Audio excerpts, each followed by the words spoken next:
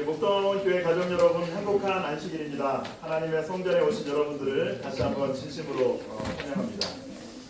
지난 2월 28일에 그 한 목사님으로부터 이렇게 메시지를 받았습니다. 근데 그 목사님이 그 메시지에 이렇게 쓰여져 있었습니다. 2월 28일에 2월의 끝자락, 긴 겨울을 마치는 날, 감사하는 하루가 되시기를 바랍니다. 봄이 다가오고 있습니다. 정말 이번 겨울은 춥고 그리고 긴 겨울이었습니다. 그러나 이제 아직 여전히 우리 주위가 호쌤추위가 남아있고 하지만은 여러분, 봄이 오고 있음을 믿으십니까? 분명히 봄이 오고 있습니다. 특별히 새 봄을 맞이하여서 새 마음으로 새 출발을 시작하시는 여러분 모두에게 하나님의 놀라운 축복과 은혜가 함께 하시기를 간절히 바랍니다. 지난 안식일에는 우리 교회의 3명의 학생들이 또 침례를 받고 물과 성령으로 거듭나는 그런 경험들을 하게 되었습니다. 아무쪼록 바라기는 우리 3명의 청년들이 하나님의 자녀로 새로운 삶의 여정을 승리하는 그런 삶을 살게 되기를 간절히 바랍니다. 예수님을 개인의 구주로 영접하고 거듭남을 경험하기 원하시는 분들이 계신다면 우리가 다시 한번 침례로 하나님의 자녀로 태어나는 그러한 경험을 하실 수 있게 되기를 간절히 바랍니다. 예수께서 대답하시되 진실로 진실로 내게 이르노니 사람이 물과 성령으로 나지 아니하면 하나님 나라에 들어갈 수 없느니라. 오늘은 영적 모태 십자가라고 하는 제목으로 니고데모에게 예수님께서 말씀하셨던 가장 위대한 설교의 결론 부분을 함께 살펴보고 묵상하는 시간들을 갖도록 하겠습니다. 요한복음 3장 14절부터 16절에 있는 말씀을 한번 같이 읽어보도록 그렇게 하겠습니다. 같이 읽습니다. 모세가 광야에서 뱀을 든 것 같이 인자도 들려야 하리니 이는 그를 믿는 자마다 영생을 얻게 하려 하심이니라. 하나님이 세상을 이처럼 사랑하사 독생자를 주셨으니 이는 그를 믿는 자마다 멸망하지 않고 영생을 얻게 하려 하심이니라. 오늘 우리는 이 말씀을 통하여 한 가지 질문에 대한 대답을 할 수 있습니다. 사람이 영적 거듭남을 경험하는 모태는 무엇입니까? 사람이 영적 거듭남을 경험하는 모태는 어디에 있습니까? 모두가 잠든 깊은 밤, 니고데모는 예수님을 찾아왔습니다. 백성 중에 승리자라는 뜻을 가진 니고데모는 정말 승리자의 삶, 나이키의 삶을 살았던 사람이었습니다. 그는 종교적으로 승리자였습니다. 바리새인이었고 종교 지도자였죠. 그는 혈통적으로도 나이키였습니다. 유대인이었으며 주류사회의 일원이었습니다. 그는 사회적으로도 승리자였습니다. 요즘 모든 청년들의 선망의 대상인 고위 공무원이었습니다. 그는 학력적으로도 물질적으로도 승리자였습니다. 우리는 성경을 통하여 그가 건강에 문제가 있거나 자녀 문제나 부부관계에 문제가 있다는 것들을 발견할 수 없었습니다. 겉으로 보면 니고데모라고 하는 사람은 승리자의 삶을 살았던 사람입니다.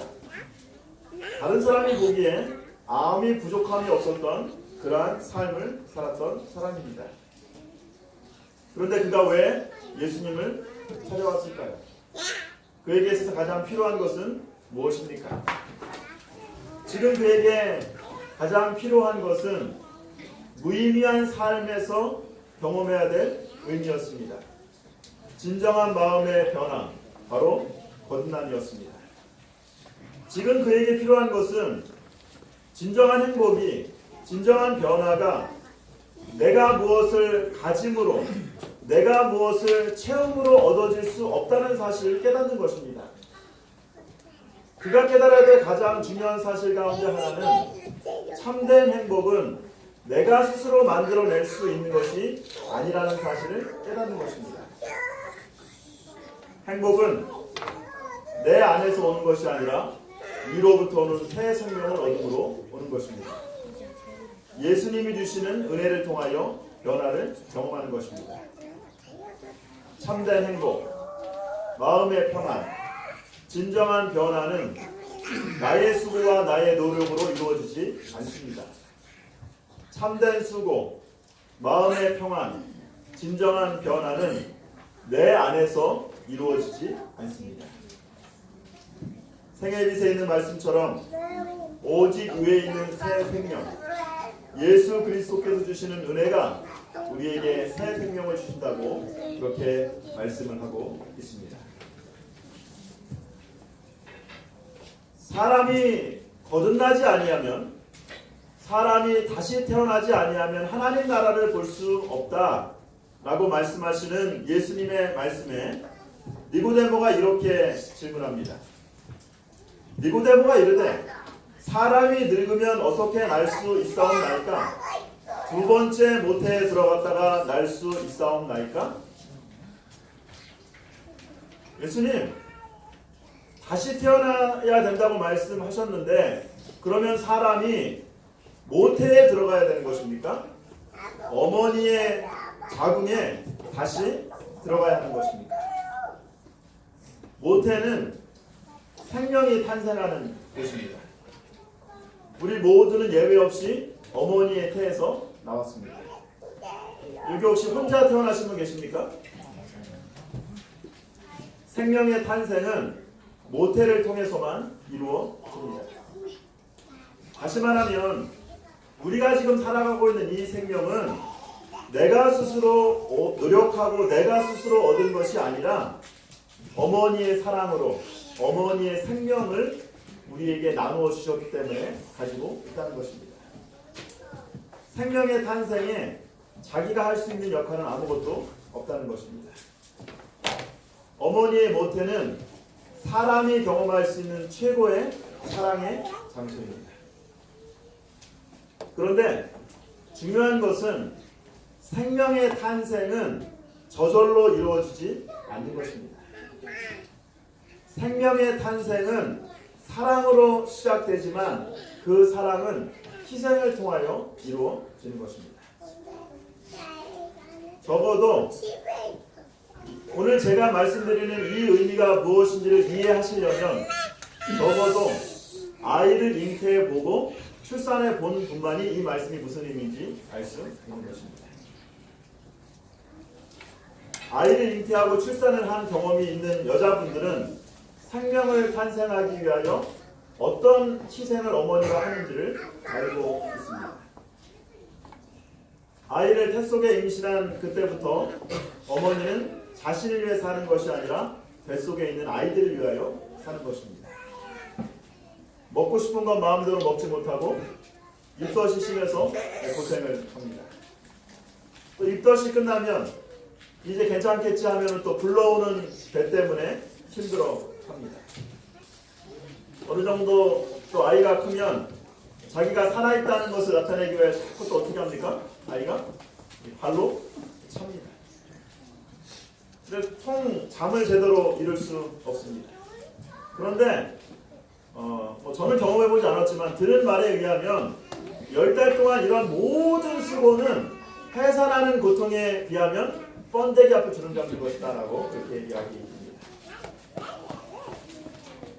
엄마는 아이를 임신하는 순간, 생명을 잉태하는 순간 한 해의 생명을 탄생하기 위하여 자신의 생명을 주는 것입니다.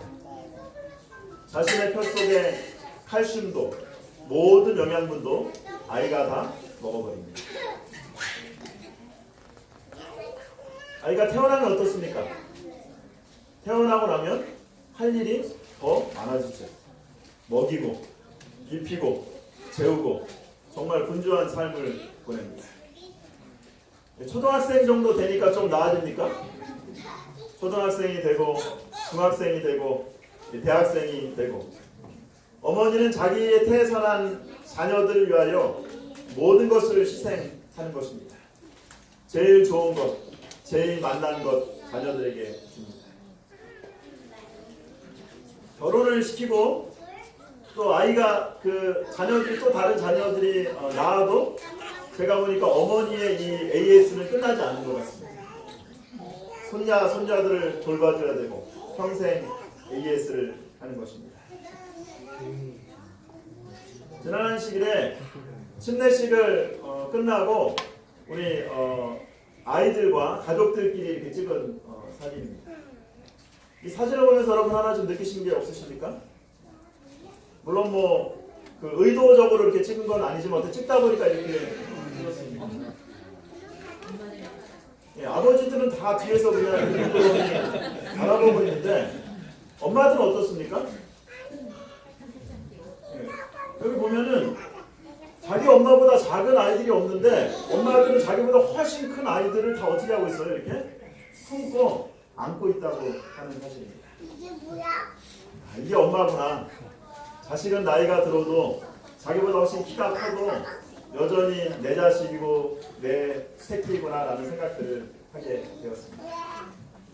얼마 전에 한 우리 집사님이 자기 그 자녀를 위해서 기도한다고 하는 그런 기도의 부탁을 받았습니다.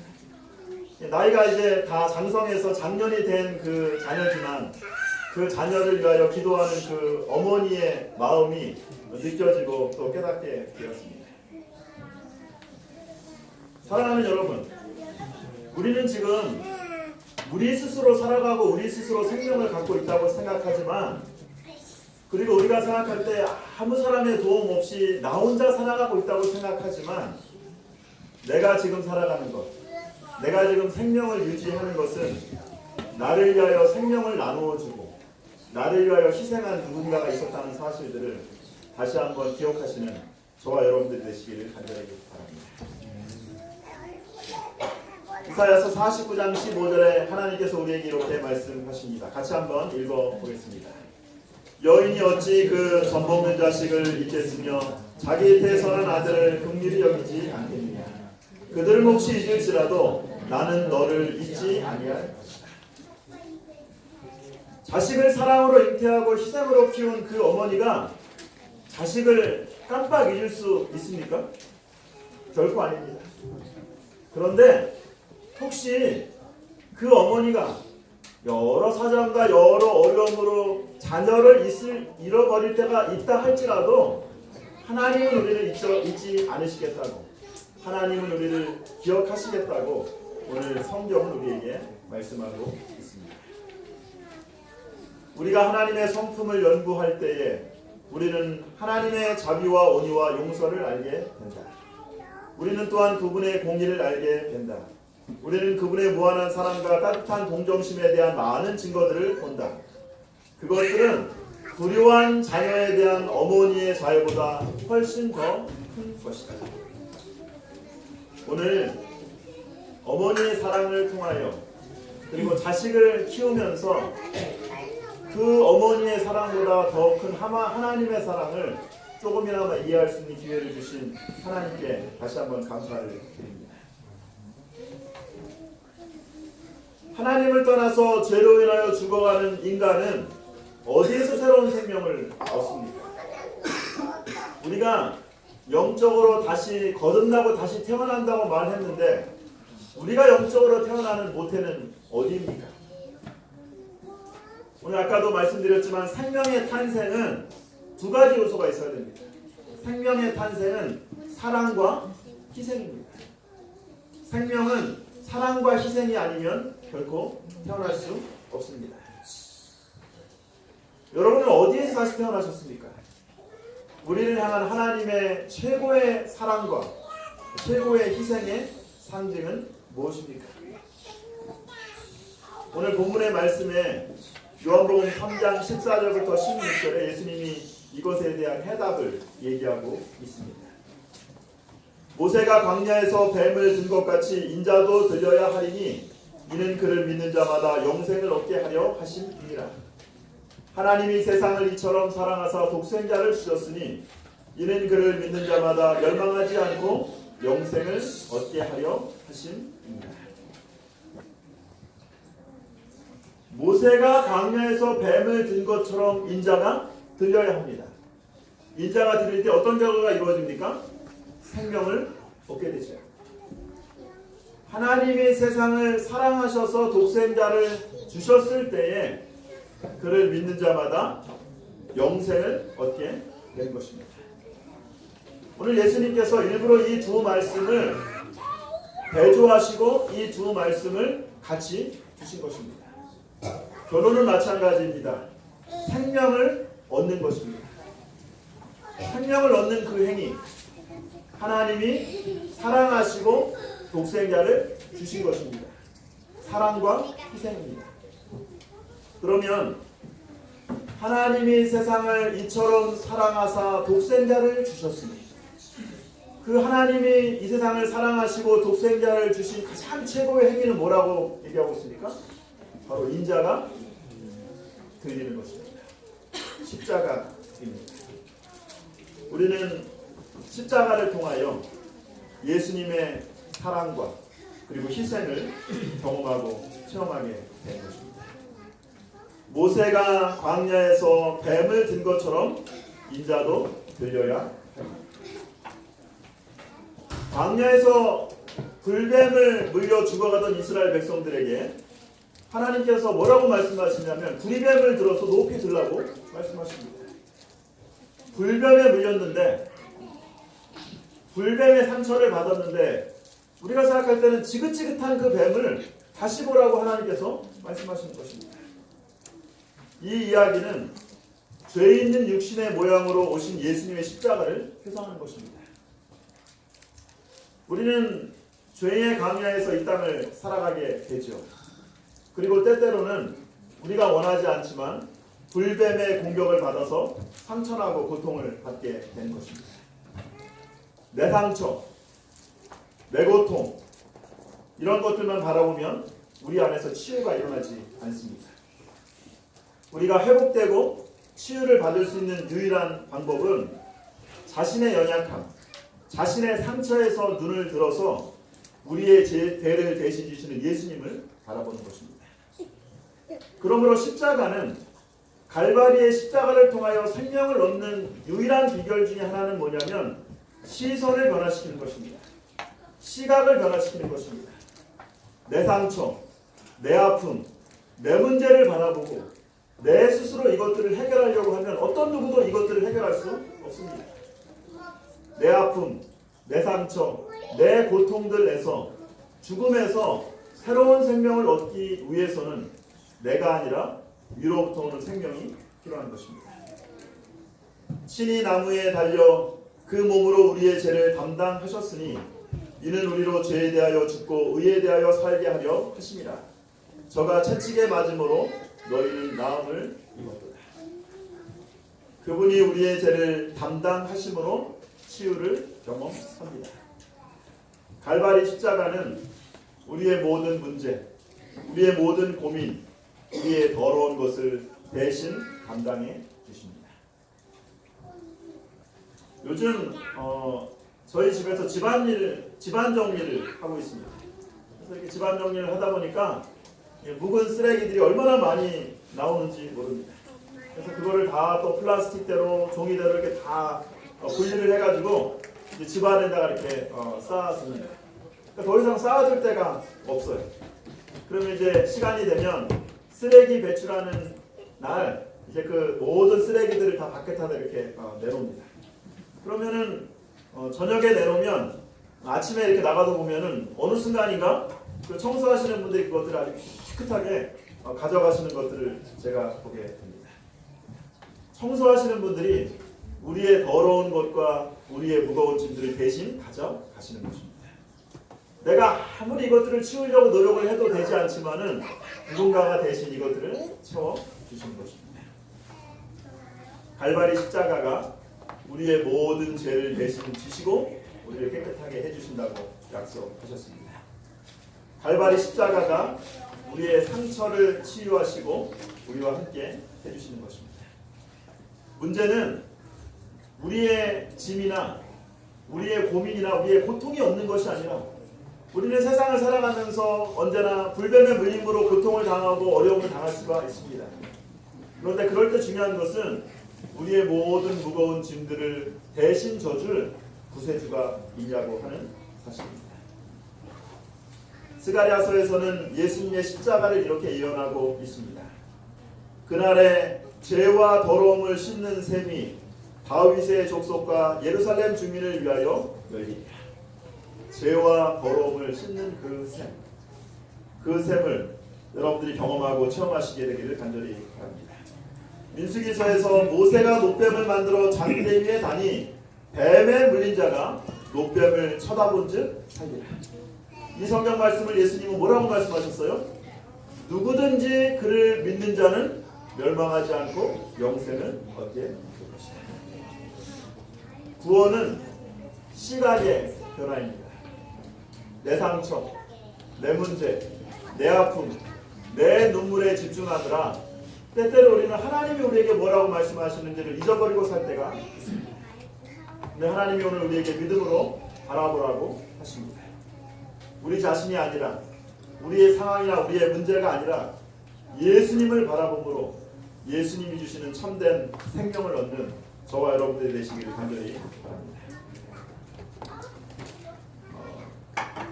우리 마음의 건강, 풍요로운 삶에 있는 말씀을 한번 같이 읽어보겠습니다. 같이 읽습니다. 머리를 들고 그대 자신과 그대의 죄에서 시선을 돌이켜 높이 들으신 구세주를 쳐다보라. 독사에게 물린 곳을 보지 말고 세상 죄를 지고 가는 하나님의 어린 양을 쳐다보라. 독사에게 물린 것을 바라보지 말고 하나님의 어린 양을 바라보라. 예수를 바라보라. 그곳에 생명이 있습니다. 예수를 바라보라. 그곳에 치유가 있습니다. 내 상처, 내 아픔, 내 문제, 내 불행에 집중하지 말고 우리의 모든 문제들을 해결해 주시고 우리에게 새 생명을 주시는 그분을 바라보고 믿음으로 나아가는 저와 여러분들 되시기를 간절히 바랍니다. 매일 아침 좋은 글과 또 그림을 보내주는 한 청년이 있는데 그 청년이 3월 1일에 저에게 보내온 글입니다. 회개는 자신에게서 그리스도께로 돌아가는 것이다. 진정한 회개, 거듭남은 내 상처, 내 문제, 내 아픔에 집중하는 것이 아니라 그리스도를 바라보는 것입니다. 예수님의 희생과 사랑을 경험하는 것입니다. 그곳에 새로운 생명이 태어나고 그곳에 새로운 변화가 경험되는 것입니다. 모세가 광야에서 뱀을 든 것처럼 인자도 들려야 하리니 이는 그를 믿는 자마다 영생을 얻게 하려 하심이니라. 하나님이 세상을 이처럼 사랑하사 독생자를 주셨으니 이는 저를 믿는 자마다 멸망하지 않고 영생을 얻게 하려 하심이니라. 남미의 한 선교사가 원주민의 말로 성경을 번역하다가 예배라고 하는 단어가 없는 것을 깨닫게 되었습니다. 그래서 예배라고 하는 단어를 뭐라고 번역할까라고 고민을 했지만 아무리 찾아도 예배라고 하는 단어를 찾을 수가 없었습니다. 그러던 중에 어느 날 도시에 나가서 필요한 물품을 사기 위해서 도시에 나가게 되어서 며칠 동안 이제 도시에 그렇게 머물게 되었습니다. 며칠을 이제 도시에 머물다가 이제 집으로 돌아오게 되었습니다. 집에 가까이 오는데 자기 집에서 기르던 그 개가 오래간만에 주인을 보니까 너무 반갑게 꼬리를 막 흔들면서 주인을 맞이하는 것입니다. 그때 선교사가 무릎을 탁 쳤습니다. 이게 바로 예배구나. 예배는 다른 말로 하면은 개가 주인에게 꼬리를 흔드는 것입니다. 그래서 선교사는 예배라고 하는 단어를 이렇게 번역했습니다. 예배는 하나님께 꼬리를 흔드는 것이다. 믿는 자마다, 믿는 사람은 하나님의 은혜에, 하나님의 사랑에 꼬리를 흔드는 것입니다. 오늘 여러분 이곳에 왜 오셨습니까? 오늘 우리는 하나님의 사랑에 꼬리를 흔들기 위해서 왔습니다. 여러분 모두가 하나님의 사랑에 꼬리를 흔들고 반응하시게 되길 바랍니다. 믿는 자에게 영생이 약속되어 있는 것입니다. 무릇 그리스도 예수와 합하여 침례를 받은 우리는 그의 죽으심과 합하여 침례를 받은 줄을 알지 못하느냐. 그러므로 우리가 그의 죽으심과 합하여 침례를 받음으로 그와 함께 장사되었나니 이는 아버지의 영광으로 말미암아 그리스도를 죽은 자 가운데 살리신과 같이 우리도 또한 새 생명 가운데서 행하게 하려 합니다. 재림교회는 물로 뿌리는 세례를 하지 않고 물속에 완전히 담그는 침례를 시행하고 있습니다.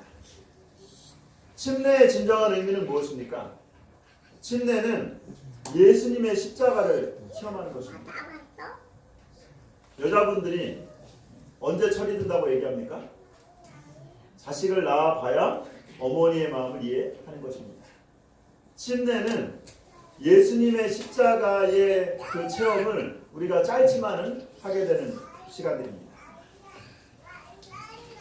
우리는 이 말씀에서 보는 것처럼 예수님께서 십자가에서 죽으시고 장사 지내시고 부활하신 것처럼 침례를 통하여 이 세 가지를 체험하는 것입니다. 침례식을 할 때에 수건을 가지고 목사님이 코를 가립니다. 죽음을 상징하는 것입니다. 예수님이 십자가에서 죽으신 것처럼 죽는 것입니다. 그리고 몸을 물속에 완전히 장사 지냅니다. 예수님의 장사 지내심을 상징하는 것입니다. 그리고 다시 예수님이 부활하신 것처럼 새 생명으로 부활하는 것입니다. 침례식을 할 때 정말 중요한 것 가운데 하나는 뭐냐면 우리나라 같은 특별히 더 그렇게 하는데 뒤로 이렇게 들어갑니다. 그때 정말 중요한 것 가운데 하나는 뭐냐면 힘을 주면 안 돼요. 가끔 이 등치가 큰 사람들을 침례를 줄 때 목사님을 못 믿어가지고 목사님이 혹시 침례 주시다가 떨어뜨릴까봐 힘을 주시는 학생들이나 젊은 남자분들이 있어요. 그럼 얼마나 힘든지 모르겠어요. 그냥 손 잡고 목사님이 뒤로 넘기면 어떻게 하면 됩니까? 그냥 가만히 있어 그냥 넘어가면 되는데 안 넘어가려고 이렇게 버티는 분들이 있어요. 어떤 분은 침례식을 할 때 너무 불안하니까 한 손을 침례한 벽을 이렇게 잡고 이렇게 앉는. 침례의 진정한 의미는 뭐냐면 전적으로 의지하는 것입니다. 왜냐하면 이것은 내 스스로 이루어지는 것이 아니라 하나님의 전적인 은혜로 이루어지는 것이기 때문입니다. 침례의 의미는 스스로 혼자 살았다고 느꼈던 우리가 단절되었던 우리가 하나님과의 연결을 경험하는 것입니다. 오늘 우리는 갈바리 십자가를 통하여 우리의 시선의 변화를 경험하게 됩니다. 그리고 갈바리의 십자가를 통하여 우리의 모든 죄와 더러움을 씻어주시는 하나님의 은혜를 경험하게 되는 것입니다. 십자가의 사랑, 하나님의 은혜를 경험하고 체험하는 저와 여러분들 되시길 간절히 바랍니다. 십자가 그 사랑이라고 하는 동영상을 잠깐 같이 보도록 하겠습니다.